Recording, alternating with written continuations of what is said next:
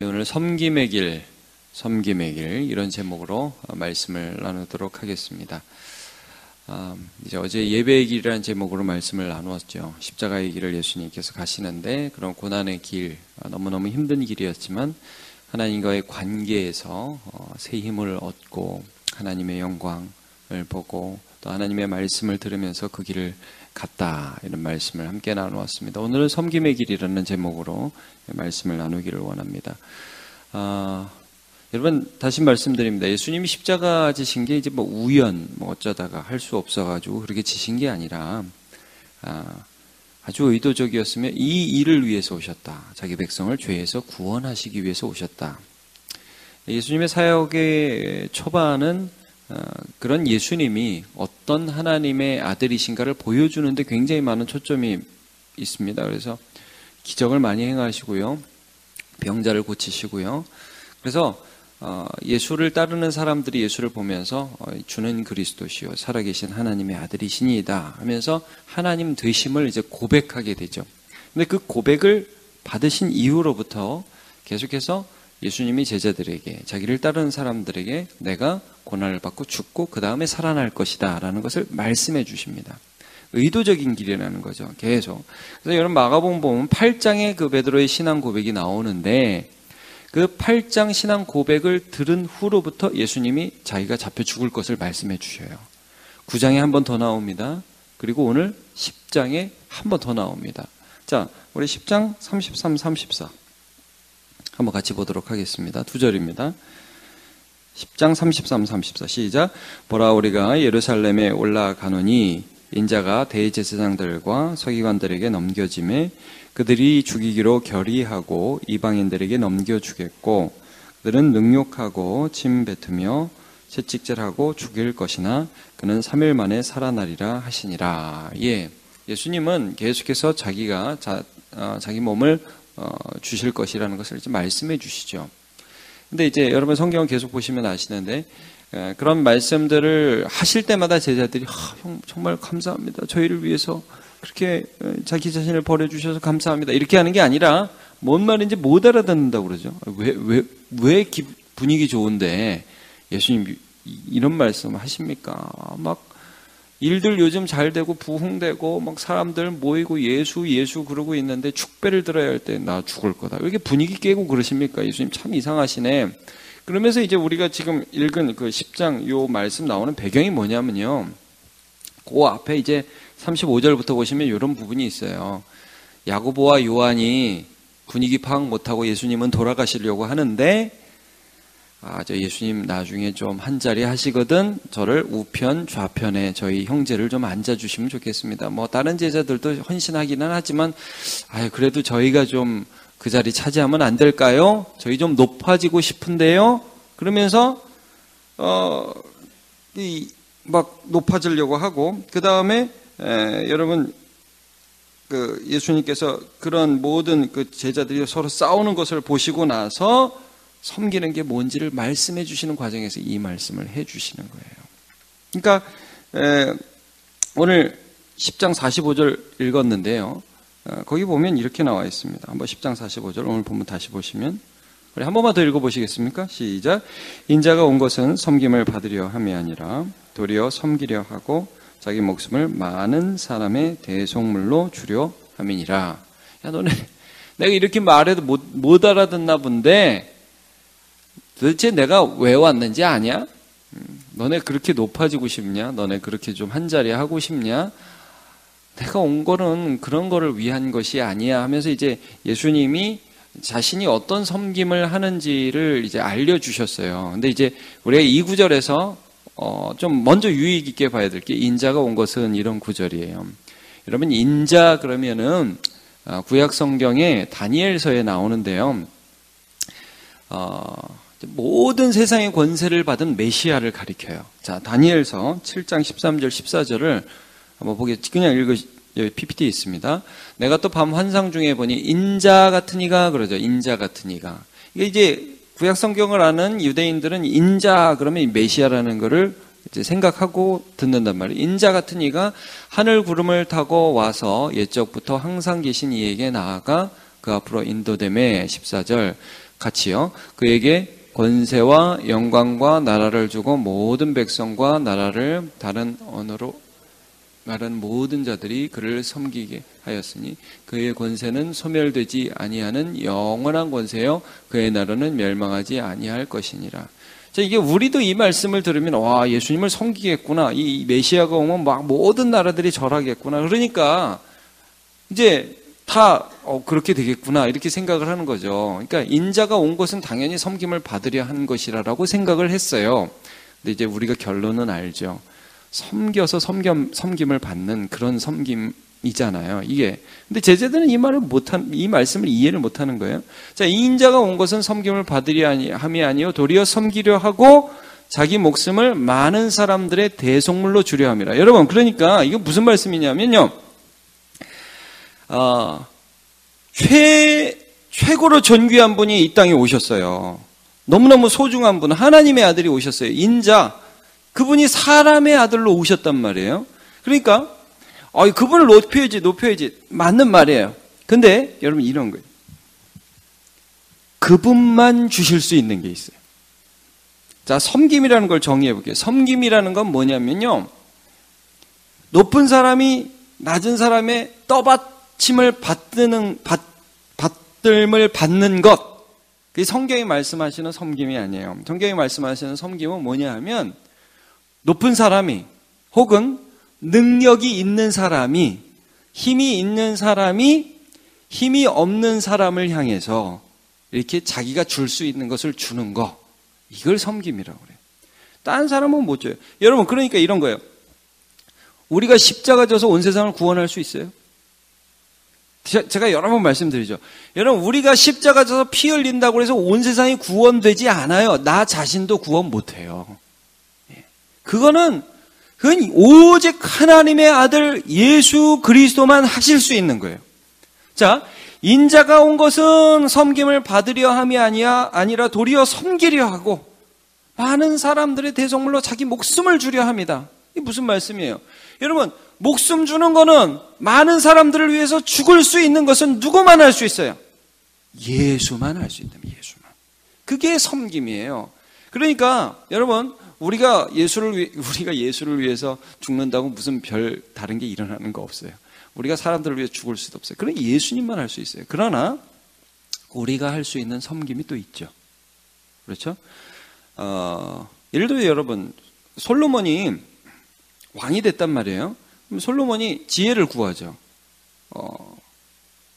하나님 꿈에 나타나 너 뭐 줄까? 그러니까 지혜를 구해요. 여러분, 그게 뭐죠? 솔로몬이 이걸 알았어요. 왕만이 할 수 있는 게 있다. 왕만이. 내가 왕이 되면 누군가 재판을 해서 저 사람들이 지금 고통 가운데 있고 힘들어 하는데 내가 재판을 잘하면 저 사람들이 힘을 얻을 수 있다. 이걸 알았어요. 근데 이제 이 백성들, 이 죄된 세상 가운데 있는 사람은 불안하니까 자기가 높아져야 되거든요. 그래서 자기가 좀 떠받침을 받아야 되거든요. 그러니까 거기서 내가 누군지를 찾고 싶은 거예요. 아우, 저 사람 대단해. 이 말을 듣고 싶은 거예요. 근데 정반대라는 거지. 아니다. 너희가 어떤 위치가 있고 어떤 힘이 있고 어떤 그 자리에 올라가면 그때만 너희들이 할 수 있는 것이 있기 때문에 그것들을 하는 것이 그게 섬김이다. 이게 섬김의 정의예요. 여러분, 그래서 하도 못 알아들으니까 예수님이 제자들 데리고 뭐 하십니까? 요한복음 13장에 보시면 혹시 기억나십니까? 하도 못 알아들으니까 발 씻기시죠. 그래가지고 한 사람 한 사람 이렇게 대어가지고 이렇게 발을 씻기는, 못한다고 어떻게 예수님이 이러냐고. 여러분, 사실 안 씻겨도 됐어요. 그러나 우리 교회 남편분들은 한번 아내 발 씻겨 보셨습니까? 옛날에 기억에는 이렇게 아내들이 남편 발 씻어주는 그런 분들이 좀 계셨죠. 그렇죠? 옛날에. 요즘은 잘 안 하죠, 서로. 네가 높냐, 내가 높냐, 뭐 이런 것도 같고, 뭐 내 발 내가 씻지, 뭐 이렇게 하는 것도 있고. 근데 여러분, 저도 이렇게 가끔씩 이제 뭐 교회에서 세족식 하고 그래서 누가 발 씻어줄 때가 가끔은 몇 번 있었어요. 너무 황송해요. 이상해요. 가끔은 가끔이 아니라 한 번 제 제자가 한번 발을 씻어주는데 그것도 너무 이상하더라고요, 저는. 근데 여러분, 예수님이 제자들의 발을 씻어주셨을 때의 느낌은 어땠을까요? 그러니까 그거는 예수님만 줄 수 있는 거예요. 그러니까 우리가 이제 섬김을 할 때 결코 우리가 낮아진다라는 게 아니라 나만이 할 수 있는 것을 해준다. 이제 이런 개념이 되는 거죠. 자, 요한복음 13장 14절을 한번 같이 보도록 하겠습니다. 요한복음 13장 14절 시작. 내가 주와 또는 선생이 되어 너희 발을 씻었으니 너희도 서로 발을 씻어주는 것이 옳으니라. 내가 너희에게 행한 것 같이 너희도 행하게 하려 본을 보였노라. 로마서 15장 1절 그 앞에 있는 구절 한 구절만 더 같이 보겠습니다. 시작. 믿음이 강한 우리는 마땅히 믿음이 약한 자의 약점을 담당하고 자기를 기쁘게 하지 아니할 것이니라. 아멘. 여러분, 섬김의 정의에 대해서 제가 간단히 말씀드렸습니다. 섬김의 정의란 무엇인가 할 수 있는 사람이, 어떤 위치가 된 사람, 그리고 그 능력이 있는 사람, 그 사람만이 할 수 있는 일을 하는 것입니다. 그러니까 여러분, 사실 제가 볼 때는 섬길 수 있는 지위에 우리가 있을 때가 한정적이에요. 저도 여기서 말씀을 전할 수 있는 시간이 이제 시작하는 거니까 많을 것 같지만 저도 있을 때 똑바로 해야 됩니다. 여러분, 우리가 섬길 수 있을 때가 한정적입니다. 기도할 수 있을 때 기도해야죠. 제가 어제 말씀 묵상하다가 이 생각이 들더라고요. 여러분, 어제 큐티 본문이 겟세마네 기도거든요. 예수님이 제자들에게 뭐라고 그러십니까? 야, 나와 함께 좀 기도해라. 깨어 기도해라. 제자들이 뭐하죠? 잡니다. 1시간도 깨어 있을 수 없냐. 여러분, 그 다음에 베드로가 잤습니까? 잘 보세요. 그 성경 구절 보시면. 여러분, 예수님이 그 다음에 바로 잡혀갑니다. 그 다음부터 베드로는 예수님 잡혀갔네 그러고 잡니까? 못 잡니다. 그날 밤새도록 쫓아다니고요. 3번 부인하고 그렇게 합니다. 그러니까 기도할 수 있는 때는 그때뿐이었어요. 그때 기도하라는 거예요. 여러분, 우리가 섬길 수 있는 때가 있습니다. 섬길 수 있는 힘이 있을 때가 있고요. 섬길 수 있는 자리가 주어질 때가 있습니다. 그때 하시기를 축복합니다. 예. 자, 그러면 우리가 이제 그 다음에 좀 살펴보기를 원하는 것은 예수님은 섬기기 위해 오셨다. 근데 여러분, 섬김의 최대 장애물은 뭐죠? 막 나오려고 합니다. 제가 답이. 섬김의 최대의 장애물은 이 자존심입니다. 내가 어떻게? 네가 날 섬겨야지. 이게 안 돼요, 잘. 자존심이 팍팍 발동합니다. 이게 안 꺾인다고요. 자, 근데요, 여러분. 우리의 자존심이 이제 언제 안 내세워지냐 하면 사랑할 때. 자, 이 섬김이라는 것은 항상 사랑이 동기가 되는 거예요. 여러분, 예수님이 섬기셨다. 동기가 뭐였습니까? 사랑이었습니다. 너무너무 사랑하니까 나의 자녀이기 때문에 그렇게 섬긴 것을 보게 됩니다. 사실 여러분, 아까도 읽었지만 이 본문에서 계속해서 예수님이 자신의 순환을 예고해 주는 것도 잘 보세요. 못 알아먹잖아요. 나 죽는다. 뭔 소리야? 나 죽었다 살아난다. 무슨 말이지? 묻기도 두려워. 못 알아듣잖아요. 못 알아듣는데 왜 자꾸 얘기해 주냐고요. 나중에 알라고. 여러분, 우리 자녀들이 처음에 초등학교 1학년 입학하면 얘기해 주죠. 아이고 우리 딸, 아이고 우리 아들 이제 학교 가네. 자, 학교 가면 이런 일이 있을 거야. 그럼 이제 멍하게 이렇게 바라보면 이런 바라봐요. 오늘 가면 담임 선생님이라는 분이 계셔. 유치원 선생님하고 조금 달라. 담임 선생님 계셔. 그리고 교실에는 의자가 있고 유치원하고 좀 달라. 그런가? 잘 몰라요. 그리고 학교는 운동장이 있고 그 다음에 1교시, 2교시, 3교시 이런 게 있어. 이름표도 있고 실내화 주머니도 있어. 유치원엔 그런 거 없었지? 실내화 주머니 있어. 거기 실내화를 신고 가야 돼. 몰라요. 여러분, 그거 들었는데 모르는데 언제 아는 줄 아세요? 학교 가면 알아요. 이게 실내화 주머니구나. 우리 엄마가 말한 게 이거구나. 여러분, 그때 가면 알죠? 여러분, 제자들이요, 예수님이 말을 해주는데, 말씀을 해주는데 알아먹지를 못해요. 도대체 죽는 게 뭔지 사는 게 뭔지. 언제 알아요? 예수님 돌아가시고 예수님 다시 부활하시고 그 말씀들이 다시 생각나는 거예요. 그때 여러분 깨닫는 게 뭐죠? 사랑이라는 게 사랑. 예수님 날 사랑하셨구나. 그러니까 여러분, 제가 지난주에 여러분의 문자 보낼 때 그런 생각이 나더라고요. 우리가 어느 순간인가 사랑이라는 걸 깨닫는 순간이 있어요. 뭐냐면은 부모님이 이렇게 손을 볼 때 참 우리 부모님이 어떻게 이렇게 애를 쓰셨는가. 가끔 이렇게 문득 새벽 기도 때 기도하시는 권사님들 보면 참 저분들이 어떻게 교회를 위해서 기도하셨는가. 그런 걸 깨닫는 거죠. 그때 우리 선생님이 왜 그 말을 했었지? 얼마나 안타까워했었지? 몰라요. 모르는데 어느 순간 딱 그 순간이 돼서 그걸 보는 순간 깨닫는 거예요. 그러니까 제자들이요. 여러분 예수님이 자기들을 얼마나 사랑하는지 그 말씀들을 깨달을 때 생각나고 또 예수님께서 십자가 지시고 부활하셨을 때 그걸 이해하지 못했는데 어느 순간 다 깨닫는 거예요. 요한복음 2장 22절 한번 보여주세요. 요한복음 2장 20절 같이 볼게요. 시작. 죽은 자 가운데서 살아나신 후에야 제자들이 이 말씀하신 것을 기억하고 성경과 예수께서 하신 말씀을 믿었더라. 그러니까 예수님은 항상 사랑이 동기가 되어서 우리를 섬기셨다는 걸 우리가 알 수 있죠. 예수님께서 베드로에게 너 3번 나를 부인하리라 이렇게 말씀을 해주셨어요. 그것도 마찬가지예요. 3번 나를 부인하리라 이렇게 말씀하지 않으셨죠? 너 부인하지 마 이렇게 말씀하지 않으시고 너 부인하리라 이렇게 말씀을 해주셨어요. 그 말씀 왜 해주셨어요? 나중에 깨달으라고. 내가 얼마나 너를 사랑하는지 너를 도와주기를 원하는지를 깨달으라고 그 말씀을 해주신 것을 우리가 성경을 통해서 보게 됩니다. 예수님께서